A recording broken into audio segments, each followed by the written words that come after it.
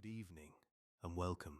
I'm your host Ben, and tonight we won't be visiting castles or courts or wandering the battlefields of history. Instead, we're heading somewhere quieter, off the road, past the hedgerows, and into the open fields of medieval England. We'll be spending the day not with kings or knights, but with the people who made their world work, the peasants. It wasn't always easy. There was mud and labor and very little rest, but there was also rhythm and community and the kind of quiet simplicity that's easy to forget. So settle in, breathe slow, and let your mind drift back to a morning that began with the sound of roosters and the scent of damp earth, a day in the life of a medieval peasant. You awaken in the dim light of dawn, the first weak rays of the sun peeking through gaps in your thatch roof. It is summer, so morning comes very early, on some days as early as 3 o'clock in the morning. Like most of your fellow villagers, you live by the rhythm of the sun and seasons. In the long days of summer, work begins before the rest of the world is fully awake and will not end until dusk. In winter, by contrast, dawn comes later. On cold midwinter mornings, you might linger a little longer by the embers of the hearth, waiting for a pale sunrise around 8 o'clock. But today the sky is clear, and the air already carries a hint of the warmth to come. You stretch and rise from your simple straw mattress, mindful of your sore muscles from yesterday's labors. A few bits of straw cling to your rough linen tunic as you stand.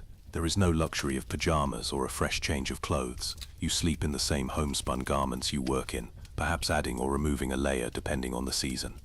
Your home is a small crack house built by hand. Its timber frame is plastered with a mixture of mud, straw and manure, wattle and daub, which dried into a sturdy if primitive wall. The thatched roof overhead is browned with age, but it keeps the worst of the rain out. There is no glass in the window openings. Glass is far too costly for peasants, just wooden shutters that are now propped open to let in the cool morning air. The floor is simply packed earth strewn with last year's straw. In one corner of the single-room hut is the hearth, a small fire still faintly aglow from last night. A curl of smoke snakes up and escapes through a hole in the roof since there is no chimney. You take a breath. The air is smoky, tinged with the scent of yesterday's stew and the ever-present damp earth. It's not a fragrant home, but it is familiar and sheltering. In winter, this one-room hut will be freezing cold. The thin walls offer little insulation, but on this summer dawn the temperature is mild. Before anything else, you murmur a brief prayer, while still by your straw bed. Like all your neighbors, you are a devout Christian. The church's teachings guide your days. You whisper gratitude for the coming day and ask for strength to do your work. There will be no time to attend a weekday mass. That is a luxury mostly for holy days, or perhaps a quick service at dawn on special feast days. But God is always in your thoughts. Faith is a source of comfort and duty. You believe the day's toils themselves are part of the divine order. As you pray, you can hear the faint crow of a rooster outside and the rustling of livestock stirring. These sounds gently rouse the rest of your family. Your spouse, still wrapped in a thin wool blanket on the straw bedding, yawns and begins to sit up, and your younger children remain asleep in the heap of cloaks and straw that serves as their bed. In a corner, your elderly mother, who lives with you, is bundled in a cloak. She will be minding the house and the youngest child today, while the rest of you work. You step over to the hearth and stir the embers. A few orange sparks flutter up. There is no wood to waste on a blazing fire in summer, but you rekindle just enough flame to warm some broth. On a hook over the fire hangs a small iron pot containing a leftover pottage, a thick soup of grains and vegetables from last night. Your spouse adds a bit of water and stirs it as it heats. This will serve as a simple breakfast, though the concept of breakfast is not what a modern person might expect. In truth, a peasant's morning meal is meager or often skipped. Food is scarce, and it's considered more important to get to work and save the main eating for later in the day. Still, you've learned that a few bites in the morning help fuel your labor. Breaking the night's fast is usually just a bite of yesterday's bread or a spoonful of porridge, if anything. Today you're fortunate to have a warm broth. Your spouse had kept the pot near the embers overnight. You each sip a few spoonfuls of the thin barley and onion pottage and chew a piece of coarse dark bread. The bread is dense and hard, made from mixed grains like rye and oats, but it fills your stomach. To wash it down, you take a swig of small ale from a wooden cup. This is the standard morning drink. It's a very weak beer, brewed at home and safer than water from the stream. Everyone, even children, drinks ale daily since water can be unsafe, and in any case, Ale provides extra calories for the long work ahead. You will carry a flask of this weak ale with you to the fields to quench your thirst through the day. As you eat your humble breakfast, the household comes alive. Your wife, if we imagine you as a male peasant for the moment, has already pulled on her kirtle, a plain woolen gown, and coif cap, and is busy milking your one cow outside in the yard. The cow loads softly to be let out of the house at first light. Yes, the cow shares your home overnight, along with a few chickens clucking underfoot and a scrawny barn cat curled by the hearth. This cow spent the night inside with your family. It might sound strange, but it's necessary. Wolves still roam the distant forests and could prey on unattended livestock, and an untethered cow might be stolen or wander off in the dark. Losing an animal would be a disaster for your family. So at night, the cow comes inside, her warm bulk taking up a corner of the room, adding a bit of body heat and, unfortunately, some mess to your living space. This morning, as every morning, your wife leads the cow back outside to a small pen and milks her by hand into a wooden pail. A portion of this fresh milk will be set aside for your youngest children and to churn a bit of butter. The rest might be allowed to sour into curds or used in cooking. It's a welcome supplement to your diet. You shrug on your rough woolen tunic and cinch it with a simple leather belt. Your legs are covered with old hose, loose woven leg coverings, tied at the knee, slipping your feet into worn leather shoes, clogs in winter but now just thin hide. You step outside. The world is still dewy and cool. The village around you is starting to stir. Smoke curls upward from a few other hut roofs as neighbors light their fires. You hear a baby crying in a nearby house and a mother scolding a toddler. A couple of other men walk past your hut leading their oxen, giving you a nod or a quiet good morning. Everyone moves a bit quietly at this early hour, voices low so as not to disturb whatever spirits or luck might linger in the dawn. You return inside briefly to gather your tools for the day, a wooden rake and a sharp sickle, a curved hand blade. Today you'll need these for the work at hand. Before you leave, you make sure to tend to the animals that remain at home. You scatter a handful of grain for the chickens, which are clucking and pecking around the yard now. Your children will collect their eggs later in the morning. You check on the pig, who lives in a makeshift sty behind the house. The pig gets some kitchen scraps, not much, as you have little to spare, but the pig can forage in the woods during the day. Come autumn, that pig will be slaughtered and salted to provide precious meat through the winter, a prospect you look forward to. Meat is a rarity in your diet. For now, the pig happily roots in the dirt. Lastly, you pat the cow's flank. After milking, she'll be taken to the common grazing pasture on the village outskirts. In some villages, a cowherd, often a young boy, might gather everyone's cattle to watch them for the day. In your small community, families take turns or older children handle it. Your 10-year-old son will mind the cow and the goats with a couple of other boys today, keeping them to the grassy commons and out of the Lord's fields. It's an important chore that frees you and the other able-bodied adults to focus on the heavy field work. You give your son a few instructions and a bit of bread for his pocket, and he trots off happily with the animals, a stick in hand to herd them. His day will be long too, but perhaps a bit more leisurely. He might make a game of chasing the goats or whittling a toy from a twig as he watches the grazing herd. By now the sun has fully crested the horizon, gilding the fields around the village in a soft morning light. It's time for you to start your main labor. You shoulder your rake and sickle. Like 90% of the population, you are a farmer by necessity. Your family toils on the strips of land allocated to you by the manor. Essentially, you rent these fields in exchange for labor and taxes paid to your lord. Your plot is small, just enough to grow food to sustain your household if the harvest is good. Typical crops you grow include barley, rye, oats and peas, hardy staples that can survive the local soil and climate. Wheat is grown too, but much of that valuable grain goes straight to the Lord's stores. On one side of your hut you have a tiny garden where your wife cultivates onions, beans and cabbages for the kitchen pot. But the real work is out in the open fields that sprawl beyond the village. Those fields are divided into long strips. Some belong to the Lord's domain, his personal land, and others are allotted to peasants. Your family's strips are intermixed with your neighbors, so everyone must cooperate closely to manage the land. This morning, you walk out to your section of the common field, joining a few neighbors who are already there. The sun climbs higher and mist rises from the dew-covered ground. You exchange brief greetings and then set to work. It is late summer, the time of the grain harvest, the busiest and most important season of the year. All around, peasants are in the fields with sickles and scythes, cutting the tall stands of wheat, rye and barley that have ripened to gold. You arrive at your barley strip, where the grain heads hang heavy on their stalks. Without delay, you bend to the task, harvesting by hand. Grasping a fistful of stalks, you hook your sickle around them and slice through with a practiced motion. The razor-sharp curved blade makes a whispering swish and the cut stalks fall into your hand. You shake them free of dirt and lay them in a bundle. It is repetitive, back-straining work. Soon, the rhythm settles in. Grab, slice, toss. Grab, slice, toss.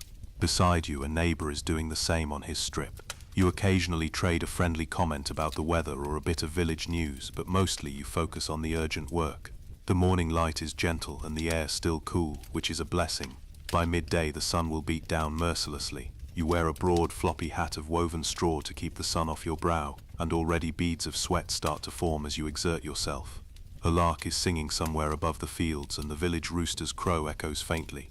Otherwise, the landscape is quiet except for the rhythmic sounds of cutting and the rustle of sheaves being gathered.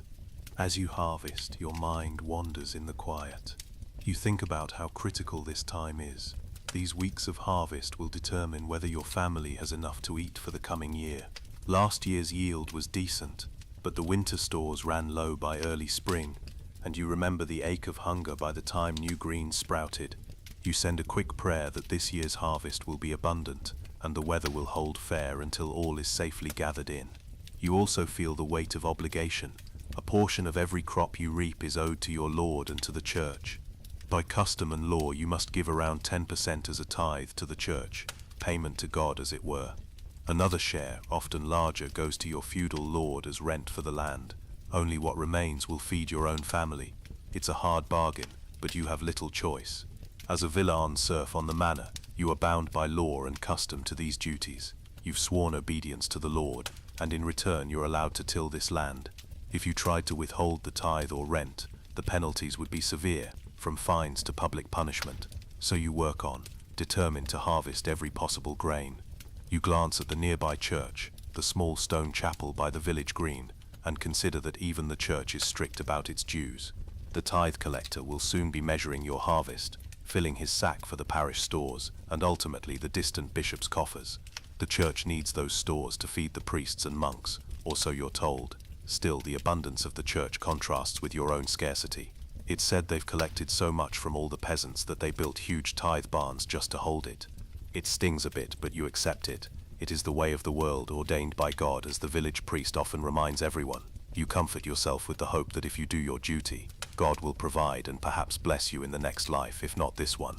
After a couple of hours of steady reaping, your back and thighs ache. You straighten up to ease the cramp in your muscles. The sun is now fully up, brightness flooding the fields, and you notice sweat trickling down your temples. You set aside the handful of stalks and stretch. All around you, similar sounds of low grunts and sighs can be heard as other peasants pause momentarily to shake out their arms or take a swig of ale. The morning is well advanced, and your stomach starts to remind you that the early pottage was not much. There is no official coffee break, but peasants do take short rests when utterly needed. You might lean on your rake or sit at the field edge for a minute to catch your breath.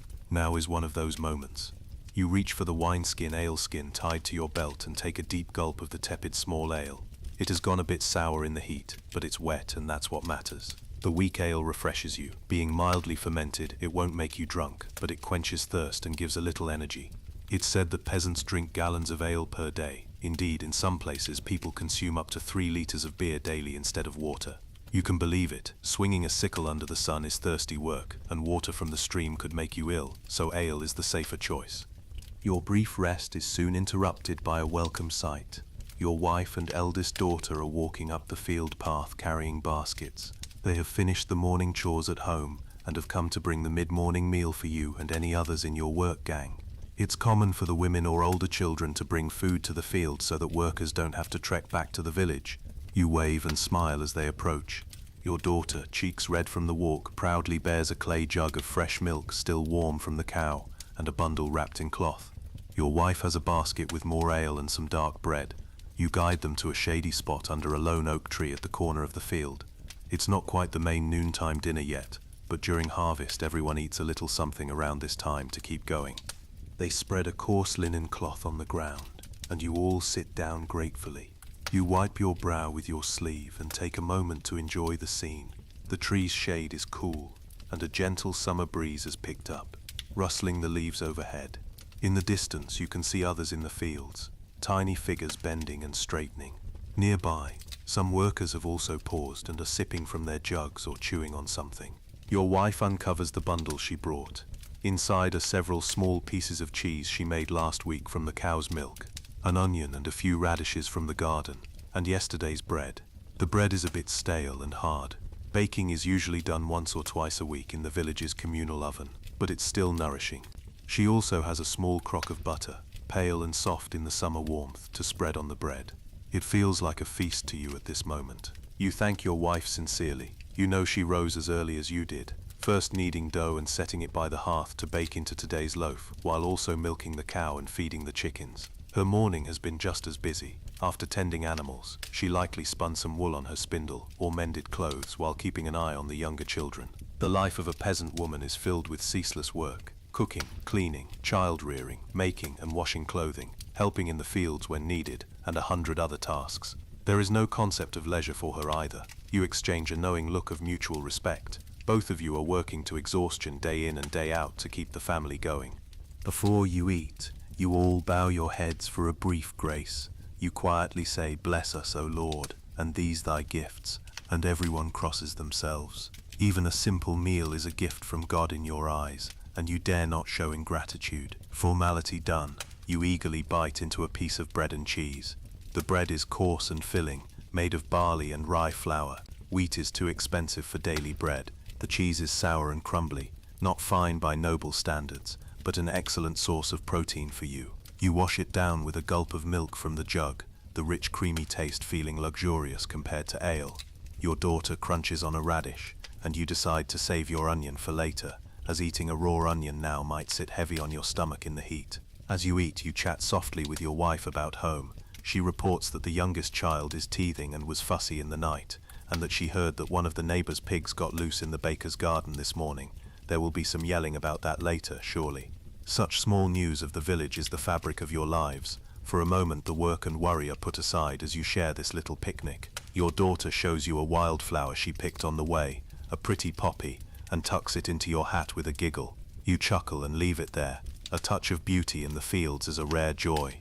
All too soon, the food is finished. It was just a light repast, enough to keep you going until the main meal at midday. In truth, what you just had was your midday meal by the clock, since you started working at dawn. In many medieval households, dinner is taken around late morning or noon, being the largest meal of the day. You'll likely have another smaller supper after sunset. The lines between breakfast, dinner and supper are blurred in your world, as you eat when labor and daylight permit. Now, with stomach sated and throat cooled by ale, you stand up and stretch, ready to resume work. Your wife takes the empty basket and jug, and with a few parting words, she and your daughter head back to the village to continue their chores, perhaps to do laundry in the stream, or gather more vegetables, or prepare the evening's pottage. You watch them go with affection and a touch of concern. The sun is getting hot, and they too will be tired by day's end. Family is everything in your life. Everyone must contribute what they can, and you all depend on each other. There is genuine love and camaraderie there despite the hardships. Midday and afternoon work. The sun climbs toward its zenith, and the fields shimmer with heat. The pleasant freshness of morning has given way to the sweltering midday of high summer. You and your fellow villagers press on with the harvest. By now you've formed sheaves of the cut grain, each bundle tied with twine made of twisted stalks. They lie in rows, drying under the sun. Later these will be gathered and carted to the barn for threshing. Threshing separating grain from stalks is a task for the autumn or winter, done with wooden flails on a barn floor.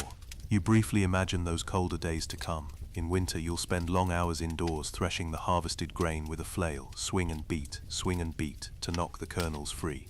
It's hard work too, but at least it's done under shelter from the snow. For now though, the focus is on reaping the fields while the weather is clear. Every able hand is out here. Even old men and young girls glean at the edges, picking up stray stalks so nothing is wasted. All around is the rustle and scrape of harvest, a communal effort that will likely continue for days. If this pace keeps up, you might finish your section by tomorrow. Then you'll likely lend a hand to a neighbor or join the Lord's harvest if summoned.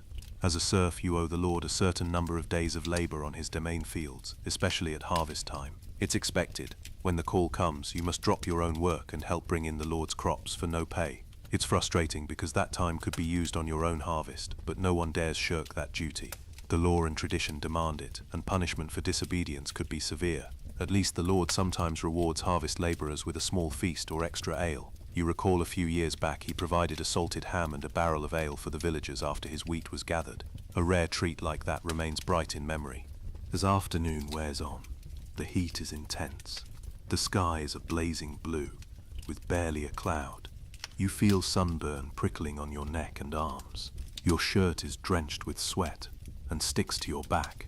Occasionally you pause to wipe your face or take another swallow of ale. The brew is warm by now, but still refreshing. You also wander to the stream at the field's edge to refill your water skin and splash some cool water on your face and neck. Technically, you're cautious about drinking unboiled water. You know from experience that it can cause stomach sickness. But at this desperate thirst, you take a few sips from the stream anyway, and hope for the best. The church bell rings out faintly from the village, signaling noon, sexed in the ecclesiastical hours. You and your neighbors pause, turn toward the sound, and offer a brief prayer or at least a silent moment of acknowledgement. The church bell marking noon is a call to recite the Angelus prayer, a custom encouraged by the clergy, and even if you don't know the full prayer, you honor the moment. In the distance you see some villagers crossing themselves. The influence of the church weaves through even the workday like this, providing structure and shared rituals. After the bell you all resume. There is still much to do before the day is done. By mid-afternoon, fatigue really sets in. Your arms feel heavy from swinging the sickle, and your lower back throbs from stooping. The work is tedious and monotonous, but you take a certain pride in seeing the cleared swaths of field behind you, and the piled sheaves ready for transport. You know this labor is literally your survival. If you slacked off, your family would starve come winter. Such thoughts keep you going, even when every muscle begs for rest. Sometimes, out of habit, you find yourself softly humming a simple tune as you work, perhaps a folk song you learned as a child or a hymn from church. Others do the same. A gentle murmur of different tunes can occasionally be heard, blending with the whisper of the wind in the crops. There's even an old man a few strips over who is known to whistle like a lark as he reaps. Little things like that lighten the mental burden. There is a kind of rhythm to communal farm work. It's almost like a low, uncoordinated symphony of human voices and nature's sounds. During a short break, you straighten up and look around at the wider landscape. It's truly a beautiful day, if a bit hot. The kind of summer day when the fields glow golden and the distant woods are deep green against the sky. You notice other agricultural activities going on beyond your field. In an adjacent meadow, a group of villagers are haying, cutting and gathering hay for winter fodder. You see them with long scythes swinging in unison to mow the long grass, and others following with rakes to turn and dry it. Earlier in summer they sheared the sheep, and the women have been washing and carding the wool in their spare moments. Over near the small orchard, a couple of children are scaring birds away from the fruit trees and berry bushes, shouting and waving their arms. Keeping hungry crows off the crops and fruit is another important job often given to youngsters. You can't help but smile at the sight. It reminds you of doing the same when you were a lad. Beyond them, near the wood line, a pair of men are cutting timber and gathering firewood, likely fulfilling the Lord's order to clear a bit more forest for new pasture. This agrarian world is full of a variety of tasks, and everyone works together when needed.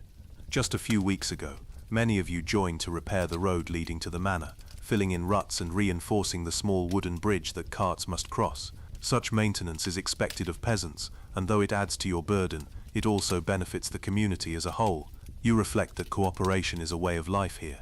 The fields themselves require it, since each family's strips are scattered, and ploughing is often done jointly using teams of oxen from several families. No single household could afford its own team of oxen, so you share. One neighbor's ox and yours together pull the plough, and you take turns ploughing each family's strips. That was back in early spring. You remember those days of ploughing in damp, cool weather, trudging behind the plough from dawn till dusk as the oxen strained and mud sucked at your boots. You and your neighbors rotated through each other's fields, turning the soil to prepare for planting. It was exhausting, but with camaraderie and the shared oxen, it got done. Now, months later, here you all are, harvesting the fruit of that labor. The thought gives you a sense of accomplishment and a hint of optimism. While you work, you occasionally notice the overseer, the Lord's bailiff, making his rounds. He is a stout man on a brown horse, riding from field to field, keeping an eye on the progress of the harvest. He's not cruel, but his presence is a reminder that the Lord expects results. The bailiff pauses on a small rise, surveying the activity. You and those near you make a point to stand a bit straighter and work diligently under his gaze. It wouldn't do for him to report that any peasants appeared lazy. Satisfied, the bailiff trots on, likely heading to the Domain fields where some of your fellow villagers are working today as part of their ode service. You're relieved he didn't stop to scold anyone. Sometimes, if he sees people taking too long a rest, he'll call out and chivvy them back to work. Fear of authority is ingrained in you. From childhood you've known that a peasant who puts a toe out of line can be punished harshly. You recall stories of men fined or put in the stocks for not completing their tasks, and worse tales of those who dared poach the Lord's game or steal. They faced cruel penalties. So you wipe your brow and continue slicing through the grain, keeping a steady pace. At last, the section of field you set out to harvest this day is finished. By mid to late afternoon, you cut the final stalks of barley on your strip. A wave of relief and pride washes over you as you tie up the last sheaf. You straighten your aching back and allow yourself a small smile. The harvest so far looks promising. The piles of bundled grain along the field are substantial. If the weather remains fair and you can gather it all in, this could be one of the better yields in recent years. Perhaps there will be enough to pay your dues and still fill your granary to last through winter, with even a little left to brew stronger ale or trade for other goods. Hope, however cautious, is a constant companion to the peasant. You know well that fortunes can turn quickly. A sudden storm or a bout of illness can ruin things. But in this moment, under the bright late-day sun with your harvest in hand, you allow a hopeful thought that maybe, just maybe, this year will be kind. There is still work to do with the harvested grain, transporting it back to the village, threshing and winnowing later, and so on. But those tasks will be shared among many and spread over days or weeks. For now, you gather a few sheaves under each arm and carry them to the edge of the field. A wooden cart will be brought around later, perhaps by the village ox if available, to collect all the sheaves. Sometimes the Lord sends a wagon to help with the peasant's harvest as an act of goodwill, since it's in his interest that you don't starve and can pay rent. Whether that courtesy will happen this year, you're not sure. Otherwise, everyone will manually drag or carry their share back to their barns. Farming is never truly finished. Each completed task only leads to the next. As you set down the barley sheaves, you look up at the sun. It's now angling toward the west, still hot but noticeably lower in the sky. The light has turned more golden, casting long shadows from the trees and stacks of grain. You reckon there are a couple of hours of good light left. Rather than start a whole new big task, you decide to tackle a smaller chore that's been on your mind. This is common. Peasants often fill every usable minute of daylight with something productive. Near the field's edge is a rickety fence that helps keep animals out of the crops. Part of it was damaged last week. You had earlier gathered some branches and sticks for repair. Now you retrieve those from where you stashed them and spend a short while mending the fence. Using a stone as a hammer, you knock some stakes back into the ground and weave pliable willow branches between them. It's rough but functional, enough to deter stray goats or geese from wandering into the field and nibbling the crops. As you work, you recall that in the coming autumn you'll need to do more substantial repairs. Thatch the roof of your house before winter. There are a few leaks that dripped during last rain. Patch the daub on the walls and chop plenty of firewood for the cold months. There's always something, but you'll worry about those when harvest is safely over. Evening in the village. With the fence patched and the sun now dipping lower, you gather your tools and prepare to head home. It has been a brutally long day, and weariness tugs at every step. Yet there is also a quiet satisfaction in finishing the day's field work. You sling the sickle and rake over your shoulder and begin the walk back to the village. A few others are doing the same now. In ones and twos, peasants trickle homeward from various directions, tools in hand, clothes dusty and sweat-stained. Everyone looks exhausted, moving slowly, but there's a gentle camaraderie in the shared fatigue. You nod or offer a tired half-smile to those you pass. Nobody is boisterous or loud in the evening. People are conserving their last dregs of energy. Plus, a long day in the sun has a way of humbling the spirit. You feel too drained to do anything but quietly plod along and maybe think about dinner. As you re-enter the cluster of village huts, the smells of cooking fires greet you. It is past the usual time for the main meal, which for some was midday, but many peasants eat a light supper at sunset. The fragrance of smoke, boiling cabbage, and onions wafts on the breeze. You see a few women outside their homes stirring big pots hung over outdoor fires to avoid heating the house too much in summer. Children run about, albeit lazily, playing games with sticks or chasing chickens. One little boy drives home the last of the geese from the common stream, tapping their feathery bottoms with a switch to herd them. The geese honk in protest as they pass by. Two older villagers, one leaning on a walking stick, sit on a bench by a cottage, likely exchanging gossip or simply watching the end of the day. It's a scene of quiet routine. This village is your entire world, and though it's poor and simple, it has a comforting familiarity at this hour, when everyone reconvenes after the day's separate labors. Reaching your own home, you set your tools by the door. Immediately you turn to a few evening chores that cannot be neglected. First, you make sure your cow and goats are safely corralled back into the shed attached to your hut. Your son has returned them from pasture. He comes up to you with a grin, reporting that one goat tried to wander into the miller's yard, but he caught it in time. You chuckle and ruffle his hair, thanking him for his vigilance. The animals seem content, munching some fresh grass he gathered for them. They'll get a bit of hay later, once it's dry, but for now they are fine. Next, you join your wife in the small vegetable patch beside the house to draw water from the well. There is a communal village well a short walk away, but you have a rain barrel and small well pit that collects groundwater. You both haul up a bucket. The water is murky and will need to settle before drinking, but it's useful for cleaning and cooking. You pour some water into a trough for the pig, which snorts appreciatively.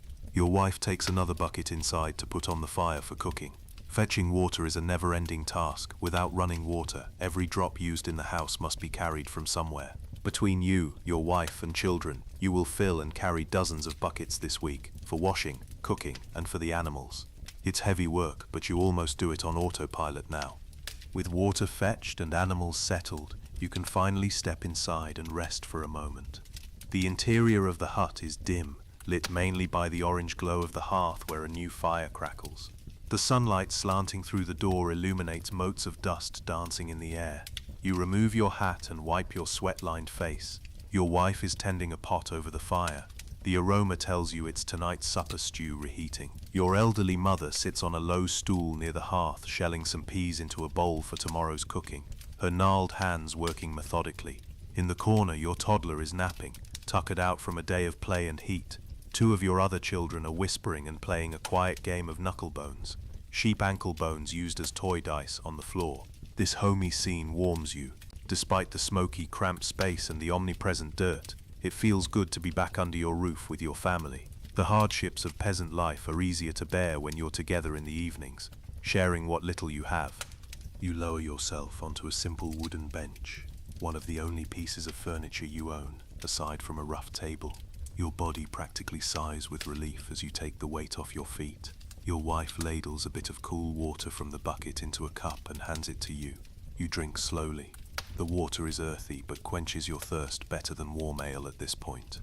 You wipe your mouth and then, almost ceremoniously, you pull off your shoes. They are caked in mud and chaff. Wiggling your toes, you notice a couple of new blisters, badges of today's labor. Your young daughter comes over and curiously prods at your dusty shoes, wrinkling her nose at the smell. You laugh gently. No, a peasant's feet are not fragrant after hours in the sun. In fact, very little in your world smells pleasant by modern standards. Bathing is rare. There's a local saying that a peasant bathes twice in life, at birth and after death. While that's an exaggeration, it's true you haven't had a real bath in months. Soap is virtually unknown here. Cleanliness, as we think of it, just isn't a priority in medieval times. A quick rinse in the stream on a hot day, or scrubbing your hands and face occasionally, is about the extent of daily hygiene. As a result, body odor, sweat, smoke, and manure are simply part of the ambiance of life. Your family, your neighbors, everyone is dirty and a bit smelly, so nobody minds much. Fleas are a constant nuisance too. You idly scratch a bite on your forearm. The straw you sleep on harbors fleas and lice, and without effective soap or baths, you and your children are riddled with fleas, as the priest once jokingly said during a sermon. It's not said in cruelty, but as a matter of fact. You do what you can, picking lice out of seams, washing your face with water, but truthfully, filth is inescapable in peasant life. Strangely, you've grown so accustomed to it that you barely notice unless it's extreme.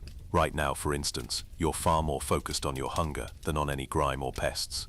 Your wife announces that supper is ready. The daylight is fading outside, and through the door you can see the sky turning hues of pink and orange. Inside, the hearth's glow grows more prominent.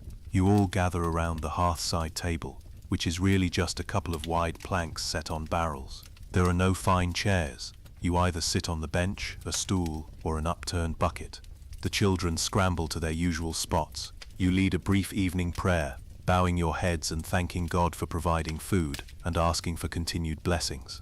Then the steaming pot is brought forth.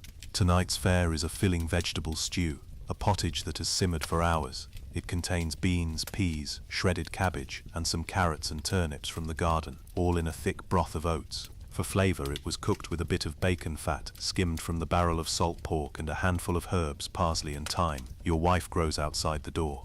There may even be a few shreds of salted herring in there. Fish is common in peasant diets, especially in a kingdom like England surrounded by sea. The church mandates meatless days, Fridays and the whole of Lent, so you often supplement with herring or other fish on those days.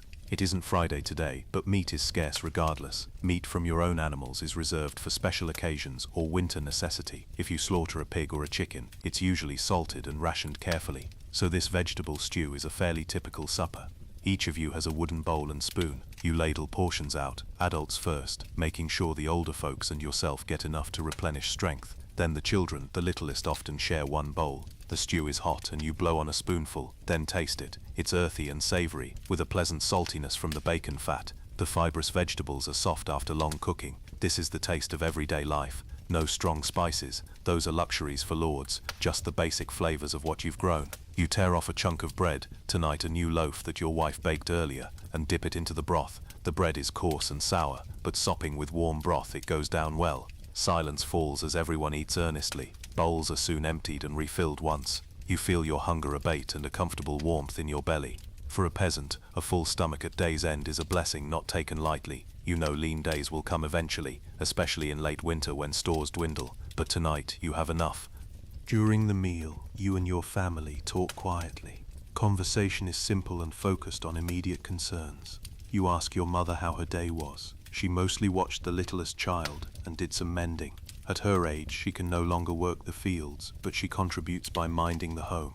She mentions that she told the little ones some old folk tales in the afternoon to keep them entertained. Tales of saints and knights that she herself heard when she was young. Storytelling is a favorite pastime, and it passes wisdom and fun to the children. Your wife chimes in to remind you that Michaelmas, the feast of St. Michael, is a few weeks away, a minor holiday that marks the end of harvest. The village usually has a small celebration then, perhaps a special mass, and a modest feast with some ale and bread, maybe even a goose roasted if people can spare one. It's tradition to eat goose on Michaelmas if possible. The thought of a community feast cheers you. These holy days are among the rare times of rest and festivity peasants enjoy. Church feast days and saints' days punctuate the year, offering a break from labor and a chance for merriment. You recall that just after sowing and just after harvest, there are often a couple of days when the lord and peasants alike rest, attending church and then perhaps dancing or playing games. Those days are coming, and it helps to remember that all this toil will be followed by a celebration. You mention to your wife that you hope to brew a bit of ale in time for the feast. The barley you're harvesting now could make a decent batch of beer if malted soon. She nods, though both of you know that if the barley is needed as food or rent, brewing might be a luxury. Still, it's nice to plan something enjoyable. After supper, the light outside fades to twilight. The children, tired from their own day of chores and play, grow drowsy. Your oldest boy, however, has one more duty. He takes a small lantern and goes out to make sure the village's common well is covered for the night, to prevent any accidents or animals falling in, and that the pigs are secured. You trust him with these small responsibilities. It's how children learn. Meanwhile, you and your wife tidy up the eating area. Washing dishes as we think of it is minimal. You rinse the wooden bowls with a bit of water and wipe them with a rag. Grease and film remain, but that's normal. The hearth fire is kept up a bit longer to dry the pot for tomorrow and to give light. As darkness deepens, the family settles into evening routines. These hours after sunset, before bed, are perhaps the most peaceful and intimate of the day. The labor is done, bellies are full, and for a short while you can indulge in simple companionship. The hut is lit by the fire, and maybe a single tallow candle or two. Candles are a slight expense. You make some yourself from tallow, animal fat, when you can, but they give off a smoky, pungent odor and melt quickly. You save them for when necessary. Often you rely just on the fireplace for light. Tonight, one candle flickers on the table, illuminating your wife's face as she spins wool with her drop spindle. She has a bundle of recently washed wool from our sheep. We have a few sheep shared among families, mainly for wool each year. By the firelight, she carefully twists and pulls, spinning a fine yarn. It's a soothing, repetitive task that she can do even when weary, and it's absolutely essential. She will later weave or knit that yarn into much-needed clothing for the family. Most of your garments are handmade at home by her skilled hands. Beside her, your eldest daughter mends a tear in her little brother's shirt, the needle and thread casting tiny shadows in the candle glow. This is how clothes are maintained. Nothing is thrown away until it has been patched and repatched beyond use. Across the room, you sit on the bench with your old lute. Yes, in a pleasant surprise, you possess a simple homemade lute. Essentially a rough, small stringed instrument crafted years ago by a traveling tinker who passed through. You traded a sack of turnips for it one autumn. It's not finely tuned, and you're no professional minstrel, but you know a few soft melodies that your father taught you. This evening, feeling a rare, gentle mood, you strum a quiet song. The melody is slow and soothing, one of those boring songs of daily life that actually can lull listeners into calm. It's about the wind on the heath and the steady turning of seasons. Lyrics that are simple and comforting. Your mother closes her eyes, listening with a faint smile. The younger children, who have curled up on the straw by the fire, fight to keep their eyes open, lulled by the music. The glow of the hearth paints the interior in warm hues. Shadows of hanging herbs and tools dance on the walls. Outside, through the open doorway, left ajar for some fresh air, you can see a deep blue twilight sky sprinkled with the first stars. Crickets have begun chirping in the grasses, and somewhere an owl hoots softly. The village is settling into night. You hear distant murmur of voices from a neighbor's home and the bark of a dog farther off, but mostly a hush has fallen. After a few minutes, you set the lute aside and instead engage everyone in a simple prayer or two. It's customary to end the day with prayers of thanks and for protection through the night. Your family kneels or bows their heads. You lead an Our Father. Your voice is low and rhythmic in unison. Our Father, who art in heaven, hallowed be thy name. The familiar words bring a sense of comfort and unity. You also say a Hail Mary and invoke the village's patron saint, in your case, Saint Agnes, to watch over the household. The candle flame wavers as if in agreement. When you finish, everyone makes the sign of the cross. These religious observances bookend your days. They are virtually the only education in faith that you or your children have, since none of you can read the Latin Bible and formal church teachings are absorbed mainly through the priest's sermons and these rote prayers. Yet they give structure and meaning to your life of toil. You instill in your children the belief that God is watching over peasants just as much as lords, and that their honest work and piety will be rewarded in heaven if not on earth. It helps keep despair at bay. Now it is truly night. The candle is blown out to conserve it, leaving only the dull orange of the fire. It's a warm night, so you don't need a big blaze, just coals to keep a slight warmth and to start tomorrow's fire easily. One by one, everyone settles into their sleeping spots. There are no separate bedrooms. The whole family will sleep in this one-room home. Privacy is a luxury unknown to you, but you don't miss what you've never had. Usually you and your wife sleep on the broad bench or a straw mattress on the floor, and the children huddle on a heap of straw and old blankets nearby. Your mother has a small cot in the opposite corner. Tonight, since it's pleasant, you decide to throw open the shutters and let the night breeze in as you sleep. You lay a bit of extra straw bedding for yourself near the door, where it's cooler. The straw crackles as you arrange it. The children are already curled up. The younger ones drifted off immediately after prayers, and your eldest is nodding off while still sitting. You gently guide him to lie down. You cover them with a light wool blanket. In winter you'll all pile together under every blanket and fur you have to keep from freezing, but now just one layer is fine. The pig and chickens are quiet in their pens. Sometimes a hen might roost in the rafters of the hut, but you shooed them out tonight. The cow and goats make soft shuffling noises in the lean-to attached to the house. You can hear the cow snort and sink down to sleep, her heavy body causing a thud against the wall. It's almost comforting. Those animal sounds in the dark are normal to you, and their presence indoors or just next to the house provides a sense of security and a bit of warmth. Years ago, wolves or even bears prowled these parts, but nowadays that threat is rarer. Still, knowing your valuable animals are safe beside you helps you sleep without worry. Before lying down, you take one last step outside, into the cool night air. The sky is now a canopy of stars, breathtakingly clear. Without any modern lights, the Milky Way glows like a ghostly band overhead. You can pick out a few familiar constellations that you've navigated by on nighttime walks. The moon is a thin crescent tonight, low on the horizon. The village is dark, only embers and a few candle glimmers show where homes are. Most people have gone to sleep. Rest is precious, and come dawn the cycle begins again.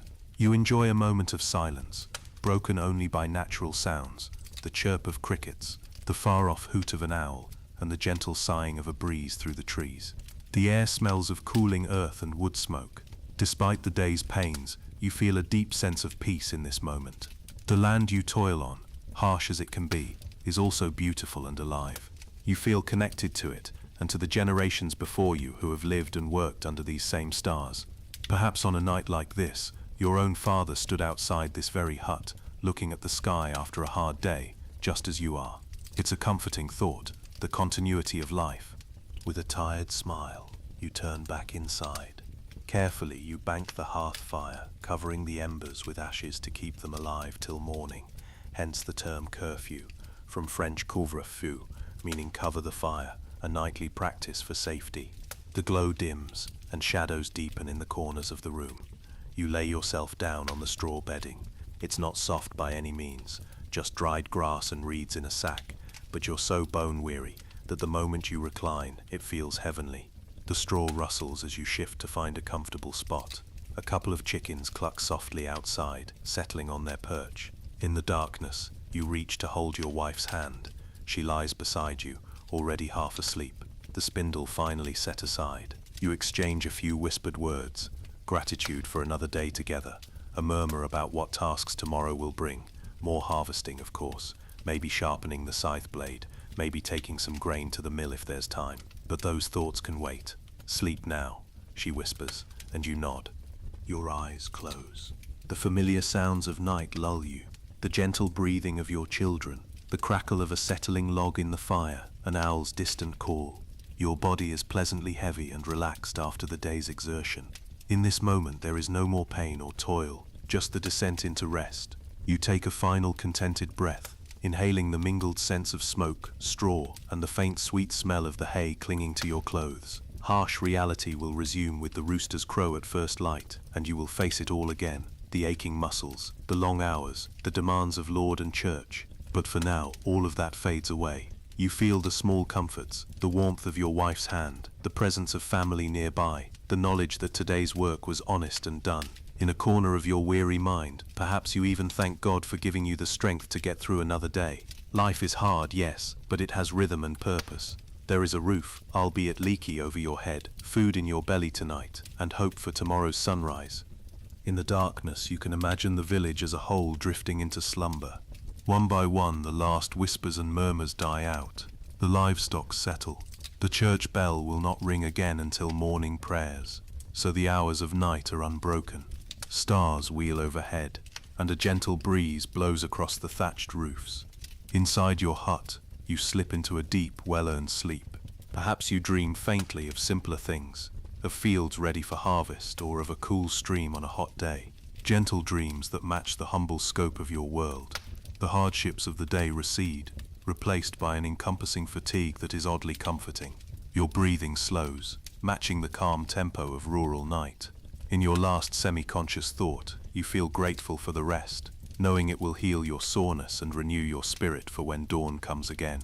And indeed it will come, as reliably as ever, bringing a new day of toil under the sun. But that is the peasant's life, a cycle of work and rest, guided by sun and season, sustained by faith and family. As you sleep, the village around you sleeps. The land itself seems to rest under the blanket of night. For these hours, all is still. A soft peace envelops. A day in the life of a medieval peasant, ending not with fanfare or excitement, but with the quiet completion of another day in harmony with the ancient rhythms of nature.